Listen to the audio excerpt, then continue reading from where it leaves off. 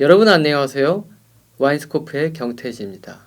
오늘 영상에서는 화제의 드라마 부부의 세계에 나오는 와인들에 대해서 알려드리도록 하겠습니다. 부부의 세계에는 와인 마시는 장면이 아주 여러 번 나오고 있습니다. 그래서 드라마에 나온 와인에 대해서 궁금해 하시는 분들도 많고 드라마를 보고 나면 와인이 엄청 땡긴다는 분들이 많습니다. 제 아내도 그러고요. 그래서 각각의 회차에 등장하는 와인에 대해서 하나씩 설명을 해드리도록 하겠습니다. 이 중에는 실제로 판매 중인 와인도 있어요. 대부분은 가상이지만 드라마를 보시면서 주인공들이 마시는 와인에 대해서 궁금증을 가지셨던 분들은 영상을 끝까지 봐주시면 감사하겠습니다.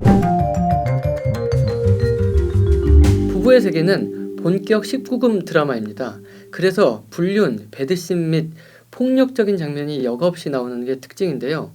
술을 마시는 장면도 압도적으로 많이 나옵니다. PPL 여부가 궁금하신 분들도 계실 텐데요. 그 점은 영상 중간에 몰아서 설명해 드리도록 하겠습니다. 아울러 스포일러 경고를 드립니다. 드라마에 등장하는 와인에 대해서 설명하다가 도중에 스포일러가 나올 수도 있습니다. 아직 드라마를 시청하지 않은 분이라면 스포일러 방지를 위해서 본 영상 시청을 밀어주시기 바랍니다. 제가 분명히 말씀드렸어요. 자, 그럼 시작하겠습니다. 제1화는 고상고 동문회장이자 여병규 회장의 아내인 엄효정의 전시회 오프닝 파티 장면입니다. 이때만 해도 여병규 회장은 이태호나 지선우와는 잘 모르는 사이입니다. 파티에서 여 회장과 엄효정이 손님들과 함께 샴페인과 레드와인을 마시고 있습니다. 이 드라마에는 전체적으로 서양식 연회, 파티 장면이 굉장히 여러 번 나오는데요. 대부분 스탠딩 형식으로 진행하고 있습니다. 스탠딩 파티에서는 이와 같이 맥주나 소주보다 샴페인이나 와인을 마시는 게 더 자연스럽죠. 게다가 훨씬 럭셔리해 보입니다. 여 회장은 이태호를 대놓고 개무시하지만 지선우가 개입하면서 자연스럽게 이태호의 길을 살려줍니다. 사실 이태호같이 이벤트 사업하는 사람이라면 이렇게 영업 차원에서 다양한 모임이나 연회 자리에 많이 다니는 게 일반적인데요. 연회에 등장한 와인은 대략 3종류로 레드 2종과 스파클링 와인 1종인데요. 라벨이 슬쩍 보여주지만 이것은 모두 실제로 존재하지 않는 와인들입니다. 미술팀에서 준비한 소품용 와인인 것이죠. 라벨의 와인 이름은 일부러 가독성이 떨어지는 서체를 사용했고 발음을 하기도 어려운 문자로 이루어져 있습니다. 이름 밑에 스페셜 에디션이라는 단어가 보이고요. 그 밑에 퍼플이라는 단어도 집어넣었습니다. 퍼플 뒤에 있는 붉은색 와인에는 레드라고 써있네요. 헌데 레드의 병목에는 베스트바이, 그랜드 인터내셔널이라는 스티커가 있는 것을 보아하니 병목이 캡슐은 진짜 와인이고 라벨만 새로 가리한 와인인 것 같아요.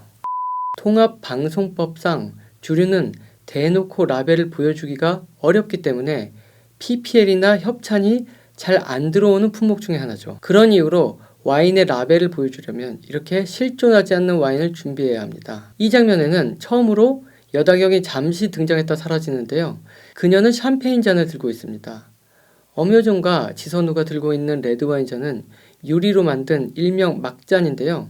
싸구려 잔 또는 막 쓰는 잔이라고 해서 막잔이란 별명이 붙었습니다. 막잔은 건배할 때 부딪히는 소리만 들어봐도 알 수 있습니다. 1화의 마지막 씬인 이태호의 생일 파티 장면에서 또다시 대규모의 와인 마시는 장면이 등장합니다. 여기서는 성인이면 모두 와인잔 또는 맥주병을 들고 있습니다. 이태호가 연애용 와인을 직접 사옵니다.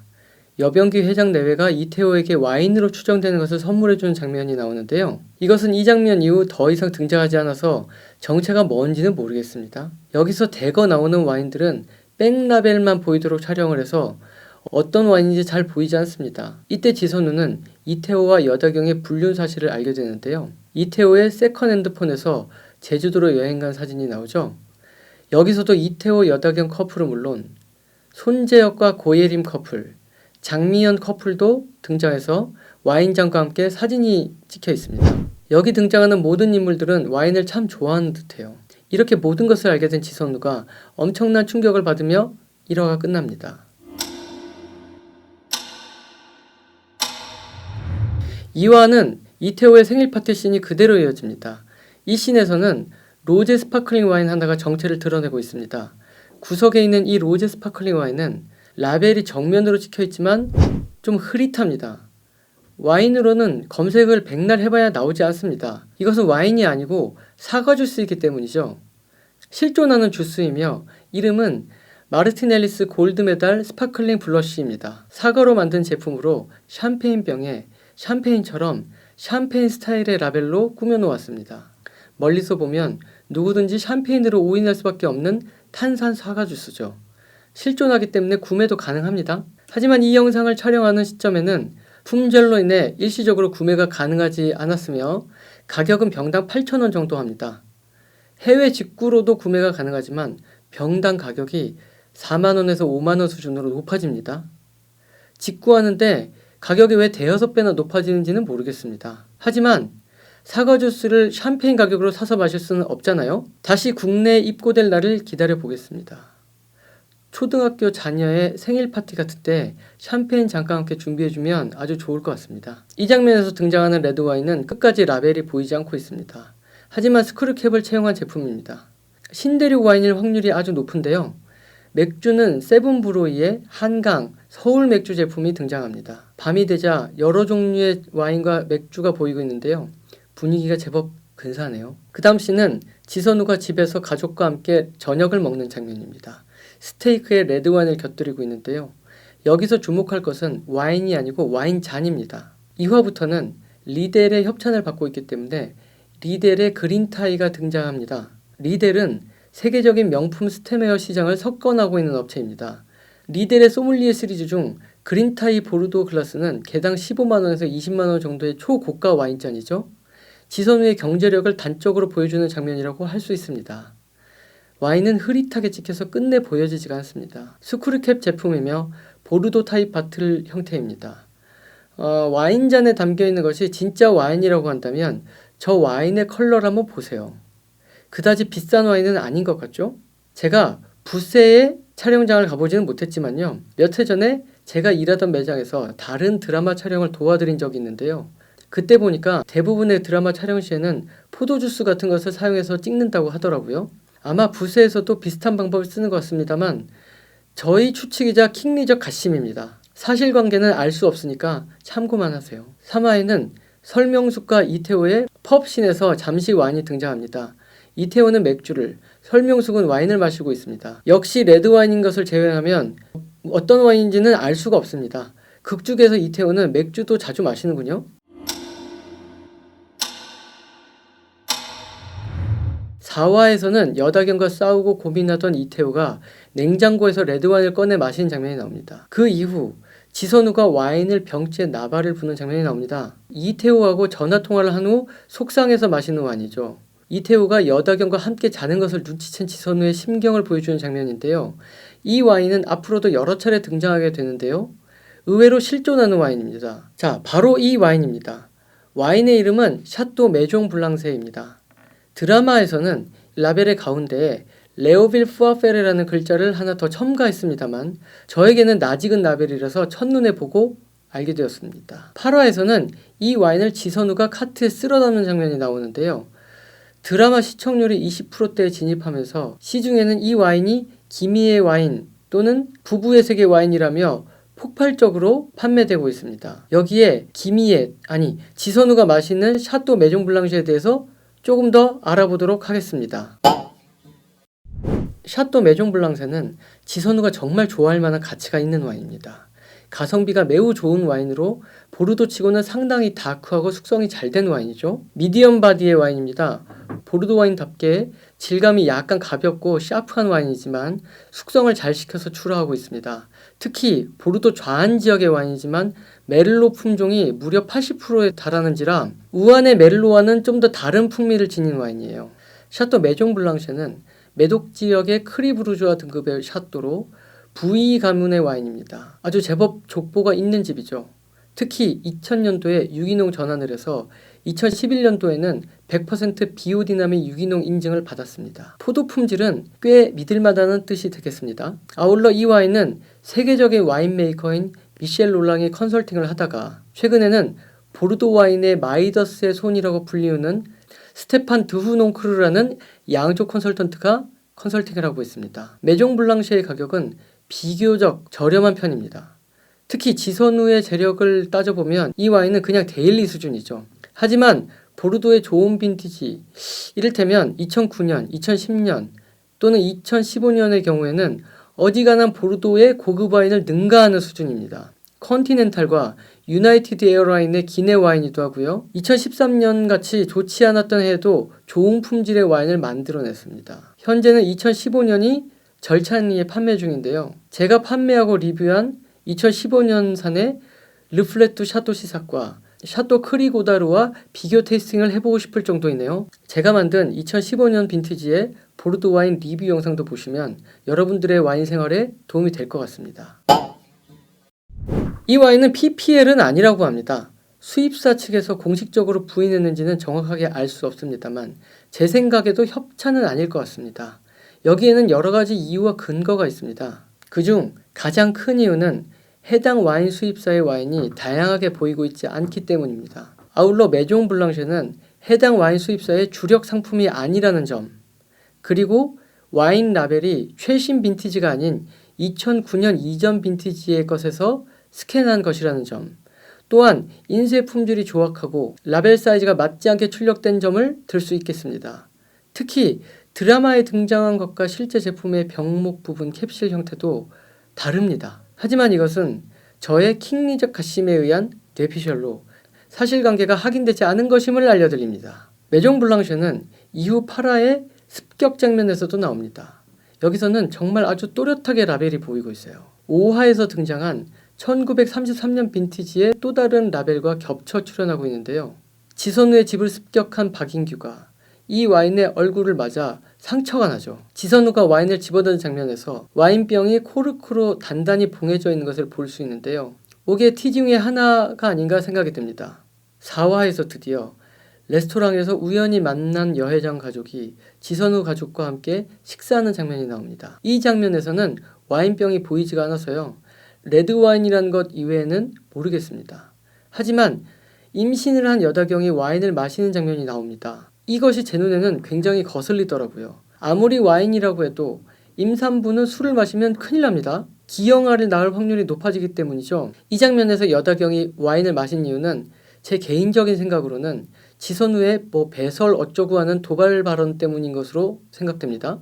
다행히 여다경은 더 마시지 않고 자리를 뜹니다. 나중에 태어날 아이 제니를 생각하면 참 다행스러운 일이 아닐까 싶은데요. 저녁 식사 자리에서 먼저 자리를 뜬 이태호가 술이 모자른지 집에 와서 와인을 더 마시고 있습니다. 이 장면에서 이태호는 보르도 타입의 병에 든 와인을 마시고 있는데요. 잔은 부르고뉴 잔을 사용하고 있습니다. 마시는 와인의 컬러도 피노누아 컬러입니다. 이 드라마의 퀄리티를 생각한다면 와인 코디네이터가 따로 있었으면 하는 바람도 듭니다. 4화의 마지막 씬은 지선우와 손재혁의 데이트 장면입니다. 손재혁은 지선우를 호텔 레스토랑으로 초대하는데요. 리델 소믈리에 보르도 잔에 블랙타이 아마데오 디켄터의 와인을 마시고 있습니다. 리델은 기본 디켄터 이외에 다양한 형태의 특이하고 예술적인 디켄터들을 선보이고 있는데요. 이와 같은 백조 형태의 디켄터가 가장 유명합니다. 가격은 50만원대 후반으로 결코 만만하지 않습니다. 허나 오픈마켓에 스완 디켄터라고 검색하시면 이와 비슷하게 생긴 디켄터를 대략 한 10분의 1 이하의 저렴한 가격에 구매하실 수 있으니까요. 참조하시길 바라겠습니다. 이 장면에서는 둘이 마시는 와인의 바틀은 직접적으로 나오지 않고 있습니다. 5화에서 가장 문제의 장면이 나오죠. 지선우 부부가 여회장 집을 갑작스럽게 찾아가는 씬에서 와인이 또 등장합니다. 이 장면에서 지선우는 와인 한 병을 꺼내어 드는데요. 이것은 매우 기본적인 매너라고 볼 수 있습니다. 이 와인 역시 1화 전시의 오프닝 장면에서 등장했던 것처럼 미술팀에서 준비한 소품용 와인으로 존재하지 않은 와인입니다.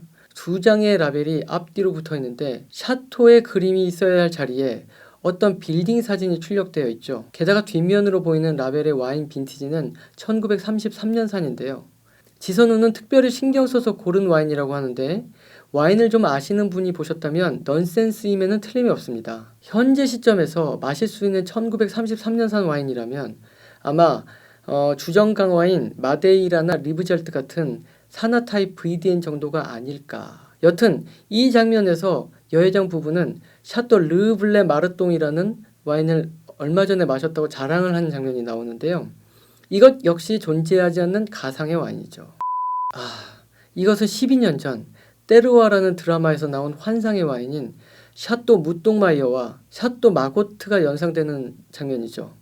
신의 물방울이 붐이던 시절에 나온 국내 최초의 본격 와인 드라마라던 때루아를 기억하시는 아재들이 계실까 모르겠습니다만 우리나라는 일본과는 다르게 실존하는 주류 제품을 언급하는 것을 법적으로 금지하고 있습니다. 그 때문에 이런 가상의 와인이 등장할 수밖에 없는 것이죠. 그래도 이 장면은 와인 마시는 사람들에게 꽤나 인상적인 장면이었습니다. 여회장이 제법 능숙하게 와인을 오픈하고 소믈리에처럼 서브를 하는 장면이 나오며 등장인물들이 꽤 와인을 접해본 적 있는 것처럼 어색하지 않기 때문이죠. 12년 전에 비하면 실로 엄청난 성장이 아닐 수가 없습니다. 여회장댁 테이블웨어와 와인잔도 매우 인상적입니다. 체코슬로바키아의 크리스탈렉스 지젤 보르도 글라스로 글라스 표면에 무늬가 세공되어 있는 것이 인상적이죠. 부부의 세계 와인잔으로 검색하시면 찾을 수 있습니다. 6화에서는 이렇다 할 와인 장면이 나오지 않습니다. 7화에서는 고산으로 돌아온 이태호 여다경 부부의 딸 제니의 하우스 파티 장면에서 다시 와인이 대거 등장합니다. 1화 파티에서 나왔던 와인들이 재등장하지만 눈에 띄는 샴페인이 하나 있습니다. 이 샴페인은 페리에 주의 벨레포크라는 샴페인인데요. 세계적으로 유명한 명품 샴페인이죠. 아네모네 꽃의 이미지가 와인병에 새겨진 게 특징입니다. 그레이스 켈리가 가장 사랑했던 와인으로도 유명한데요. 아네모네의 꽃말은 다음과 같다고 합니다.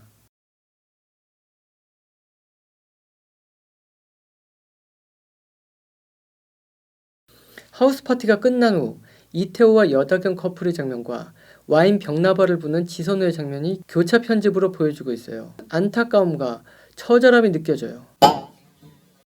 이후 와인은 지선우의 심리적 상태를 보여주는 중요한 요소가 되고 있습니다. JTBC의 드라마, 특히 스카이캐슬에서도 많이 나오지만 부부의 세계에는 와인을 마시는 장면이 정말 압도적으로 많이 나옵니다. 헌데 앞서서도 말씀드렸다시피 이 작품에서 눈여겨볼 점은 등장인물들 속에 와인이란 소재가 완전히 녹아있다는 점이죠. 특히 와인잔을 들고 대화를 나누는 장면이 어색하게 튀지 않고 매우 자연스럽습니다. 그만큼 와인이라는 것이 우리나라의 일반 대중들에게 아마 일상적인 것으로 느껴지고 있다는 증거라고 볼 수 있겠죠. 어색하지 않고 자연스럽게 극중에 녹아서 등장인물 사이에서 흐르고 있는 것 중 하나가 바로 와인인데요. 드라마를 다 보고 나면 12시가 훌쩍 넘은 시각임에도 불구하고 왠지 와인이 마시고 싶다는 갈증을 느끼게 합니다. 그래서 지난 12회를 다 보고 난 저희 부부는 새벽 3시까지 와인을 마셨습니다. 드라마 얘기, 또 사는 이야기들을 하다 보니 너무나 늦은 시간이었지만 참 즐거운 시간이었습니다. 여러분들에게도 와인이 좋은 시간을 마련해 줬으면 하는 바람이네요. 오늘도 여기까지 긴 영상 시청해 주셔서 정말 감사하고요. 영상이 유익하셨다면 좋아요와 댓글, 구독 버튼을 꼭 눌러주십시오. 다음번에도 또 유익한 영상으로 찾아오겠습니다. 감사합니다.